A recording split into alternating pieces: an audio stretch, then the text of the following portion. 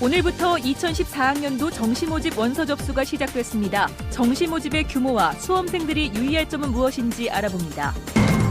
대구시의회가 오늘 대구 취수원 이전을 국가가 해결하라는 내용의 건의문을 채택해 취수원 이전 추진에 활기를 띠고 있습니다.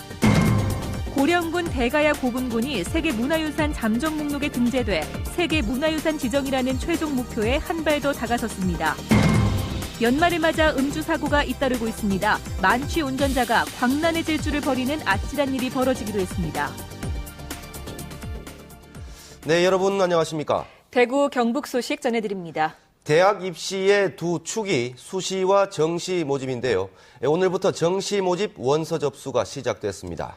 올해는 정시 선발 인원이 줄어 경쟁이 더 치열할 것으로 예상됩니다. 지원 전략 금교신 기자가 취재했습니다. 학생들로 장사진을 이루고 있는 정시 모집 상담 현장. 자신의 성적에 맞는 학교를 찾고 3번의 지원 기회를 적절하게 이용하기 위한 정보 수집이 한창입니다. 나군 정도는 조금은 공격적으로 쓰고 싶고요. 가다구는 조금 안정적으로 쓰고 싶어요. 사상 처음으로 선택형으로 치러진 수능에다 선택 과목 수도 바뀌어 올해는 유난히 변수가 많습니다. 특히 내년에는 수능 100% 반영 대학이 늘고 의대생 정원이 1000명 가까이 늘면서 재수를 감수한 상위권의 소신 상향 지원 경향이 뚜렷합니다. 반대로 시험을 못 봤다고 느낀 수험생들의 하향 지원도 많아 양극화 현상이 나타나고 있습니다. 상위권의 경우 수시 미등록 2월 인원을 확인하고 점수에 근접할 경우 소신 지원이 필요합니다.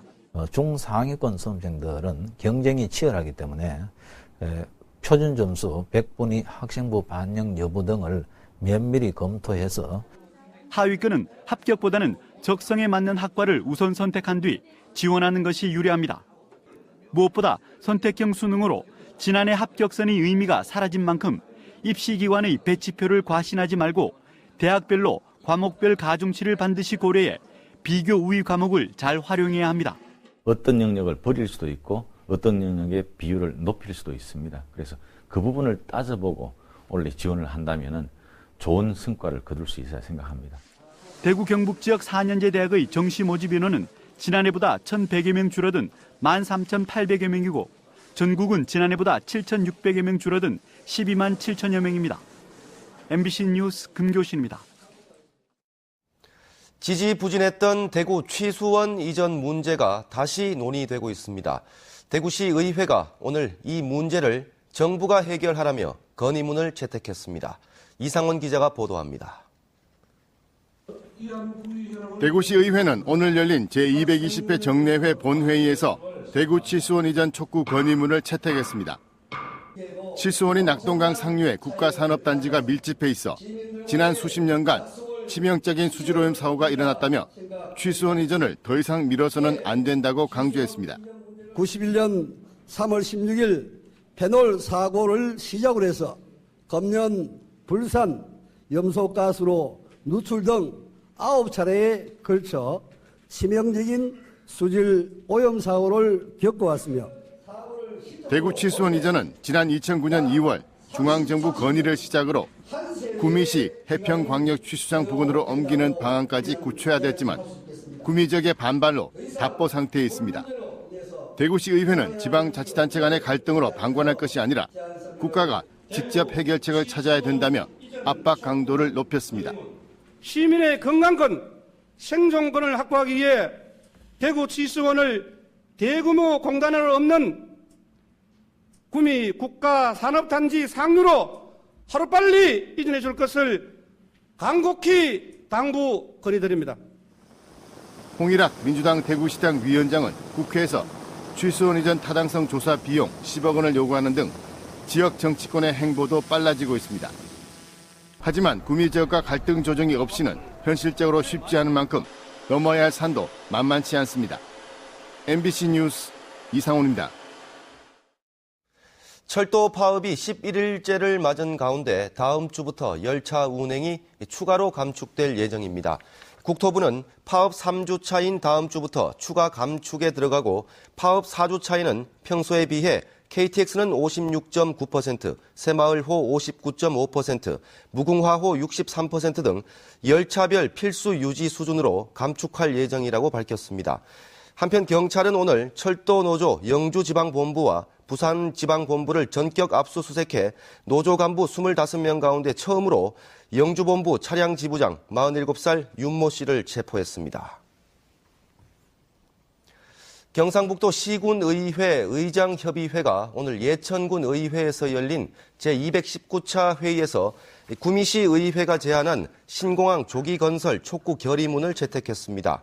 협의회는 건의문을 통해 신공항은 국토 균형 발전과 국가 경쟁력 강화를 위한 100년 대계이자 남부 초광역 경제권의 핵심 인프라라며 이 남북권 신공항을 빨리 건설해서 지방과 수도권이 상생 발전할 수 있는 길을 찾아야 한다고 밝혔습니다. 고령군 지산동의 대가야 고분군이 세계문화유산 잠정 목록에 등재됐습니다. 세계문화유산 지정에 한 발 더 다가선 건데 세계적으로 유래가 드문 고분군의 규모와 역사, 독특한 내세관 등이 인정을 받았습니다. 보도에 박재현 기자입니다. 700여 개의 크고 작은 봉토분이 함대 어우러진 고령 지산동 대가야 고분군이 최근 유네스코 세계문화유산 잠정 목록에 등재됐습니다.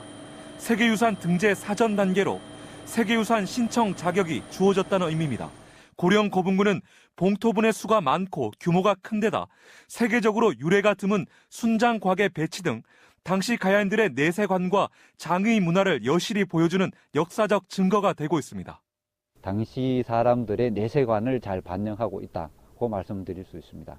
그리고 대가야 시대 이후 지금까지 지산동 고분군은 다른 훼손이 없이 잘 보존 유지되고 있다는 점에서 큰 가치가 있다고 말씀드릴 수 있습니다. 유네스코에 등재된 우리나라의 세계유산은 모두 10건, 지역에는 석굴암과 불국사, 경주 역사지구, 하회 양동마을 등 3건이 당당히 이름을 올리고 있습니다. 경상북도와 고령군은 잠정 목록 등재를 계기로 각종 학술대회 개최와 체계적인 발굴, 연구 조사 등을 통해 오는 2017년 세계문화유산 등재를 위한 최종 신청서를 제출할 계획입니다. 앞으로 본등록까지는 많은 시간과 노력이 필요합니다. 지속적인 학술 활동과 홍보를 통해서 대가야의 문화의 우수성을 널리 알리도록 하겠습니다. 고령 지산동 대가야 고분군의 세계유산 잠재 목록 등재로 신라와 유교 문화에 이어 가야 문화까지 경북의 3대 문화권 모두가 세계문화유산 등재 발판을 마련했습니다. MBC 뉴스 박지영입니다. 감나무길, 도산서원길, 관광지의 테마길 같지만 안동의 도로명 주소입니다. 당장 내년부터 의무적으로 써야 하는데 생소하고 홍보가 덜 된 탓에 새 주소 사용률이 20%에도 못 미치고 있습니다. 엄지원 기자입니다. 하루 평균 25만 건의 우편물을 취급하는 우편집중국. 우편물 주소란을 봤더니 대부분 동가 번지로 된 집원 주소가 쓰여 있고 도로명 주소는 거의 찾아볼 수 없습니다. 관공서 우편물이나 세금 고지서 정도에만 새 주소를 사용하는 실정. 개인이라든가 일반 민간 다량 업체에서는 잘 사용되지 않아서 현재 사용률이 한 17% 정도밖에 안 됩니다. 그렇다면 시민들의 인식은 어떨까요? 직접 거리로 나가봤습니다. 기존 집원에 비해서 이게 새로운 도로명 주소는 좀 어려운 것 같아요. 아직 익숙치가 않으니까 써둔 주소를 자꾸 쓰게 되고 조금 지금으로서는 조금 성가시럽다는 생각이 들죠. 홍보 부족으로 2년을 미루다 내년 1월 1일 전면 시행을 앞두고 있지만 시민들에겐 여전히 낯선 제도입니다. 특히 고령자들이 많은 면단위 지역은 새 주소에 더 깜깜한 상황. 앞으로는 노인정, 마을회관 등을 방문하여 지속적인 홍보 활동을 전개할 계획입니다. 내년부터 출생신고 등 공공기관 서류는 모두 법정 주소인 도로명 주소를 써야 합니다. 하지만 부동산 매매 등 일부는 여전히 옛 주소를 쓰도록 해 이에 따른 혼란도 예상됩니다. 17년간의 준비 끝에 도로명 주소 시행이 코앞에 다가왔지만 정착되기까진 많은 시간이 걸릴 것으로 보입니다. MBC 뉴스 엄지연입니다. 민주당, 대구시당 등 정당들과 대구참여연대 등 시민단체들이 오늘 새누리당 대구 경북 시도당 앞에서 박근혜 대통령 당선 1년을 맞아 국가기관의 대선 개입을 규탄하고 진상규명을 촉구했습니다. 이들은 박근혜 대통령이 국가기관의 대선 개입에 책임을 지는 조치를 취해야 했지만 집권 뒤 1년 동안 수사를 방해하고 자신과 생각을 달리하는 국민을 종북 세력 또는 국론 분열 세력으로 규정하고 탄압한다고 비판했습니다. 달빛 동맹을 강화하고 있는 달구벌 대구시와 빛고울 광주시의 기획조정실장과 예산 담당관은 어제 국회에서 두 지역이 함께 추진 중인 초광역 연계 3D 융합산업 육성 사업과 국립과학관 운영 지원 등의 국비 확보 공동 대응 방안을 논의했습니다. 국회 예산심의 과정에서 차질 없이 반영될 수 있도록 상호 협력하고 대구와 광주를 연결하는 내륙철도 건설 사업도 빨리 가시화될 수 있도록 함께 노력하기로 했습니다. 음주운전, 그렇게 하지 말라고 해도 좀처럼 근절되지 않고 있습니다. 포항에서는 만취 운전자가 경찰과 추격전을 벌이며 광란의 질주를 하다가 붙잡혔습니다. 박상환 기자가 보도합니다. 포항 시내 한 도로, 승용차 한 대가 광란의 질주를 벌입니다. 중앙선 침범과 불법 유턴, 경찰이 차량을 들이받았지만 계속 달아납니다. 추격전 끝에 경찰에 붙잡힌 차량 운전자는 만취 상태였습니다. 포항 죽도동에선 만취 운전자가 주차된 차량을 들이받는 사고가, 대도동 주택가에서는 술에 취한 오토바이 운전자가 차량과 충돌해 다쳤습니다. 골목도 좁고 하기 때문에 피할 곳도 없어서 음주운전이라면 더 위험하겠다고 생각합니다. 지난 18일 저녁 포항 대잠동에선 음주 관련 3중 추돌 사고가 있었고, 지난 6일 포항 대신동에서는 음주 차량이 포장마차를 덮쳐 3명이 다치기도 했습니다. 음주운전 사고는 도로뿐만 아니라 주택가에서도 발생하고 있습니다. 송년 모임으로 술자리가 잦은 연말, 이처럼 음주 사고가 급증하자 경찰도 비상이 걸렸습니다. 자신은 물론 아무 잘못이 없는 다른 운전자와 시민들을 위협하는 범죄 행위입니다. 숙취운전 등 불시 음주운전 단속을 지속적으로 실시하여 올 들어 지금까지 도내 음주운전 적발 건수는 2만 500여 건, 지난해 전체 적발 건수 1만 8천여 건보다 2천 건 가까이 늘었습니다. MBC 뉴스 박상환입니다. 국립농산물품질관리원이 지난 10일 김천 혁신도시의 청사 신축을 끝내고 다음 주 월요일부터 신청사에서 업무를 시작합니다.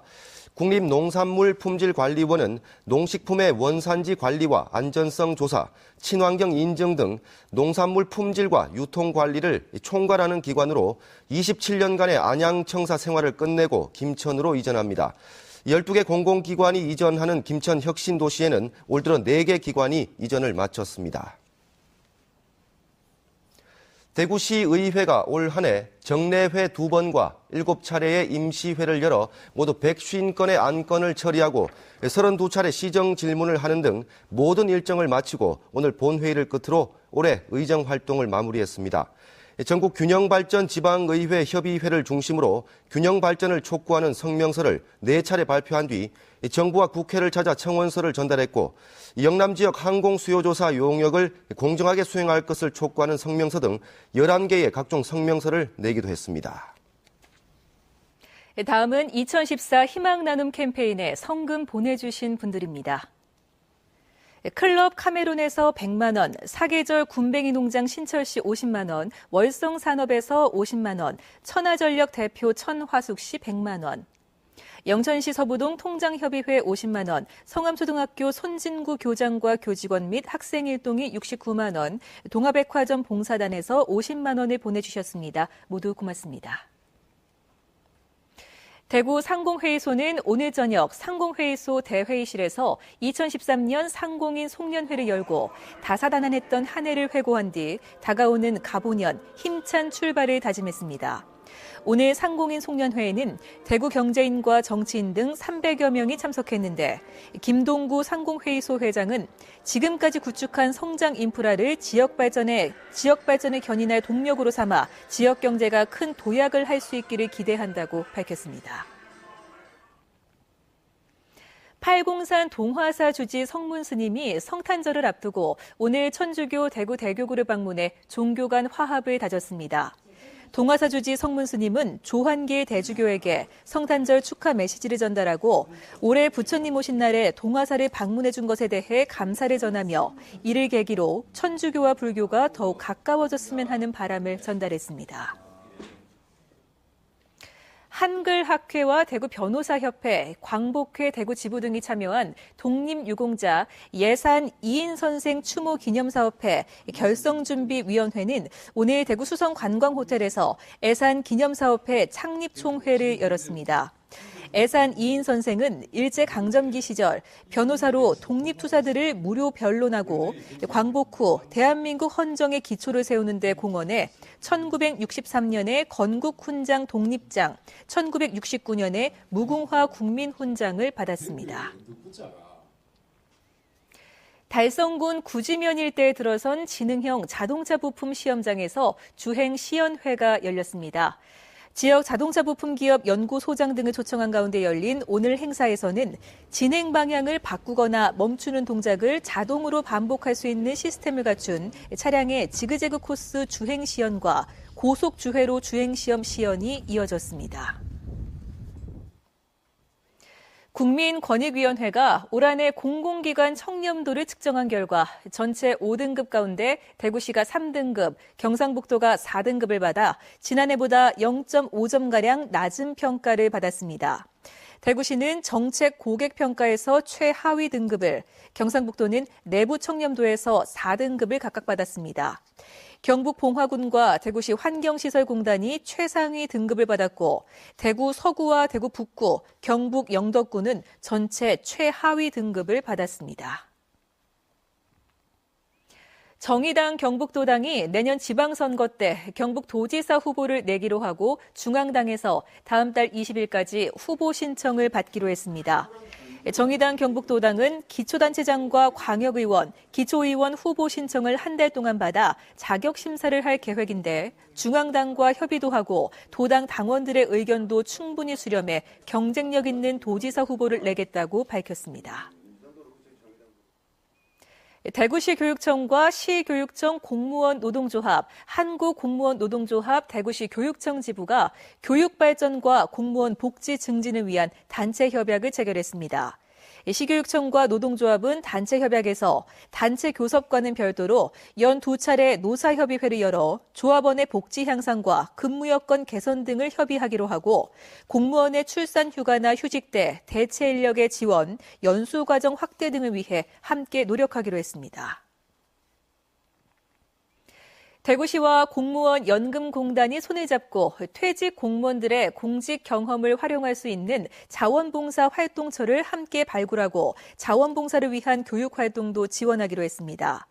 대구 지역의 퇴직 공무원 연금 수급자는 2만 2천여 명으로 한국전쟁 후인 1955년에서 1964년 사이에 태어난 베이비붐 세대가 퇴직하면 3만 7천여 명으로 늘어날 것으로 전망됩니다.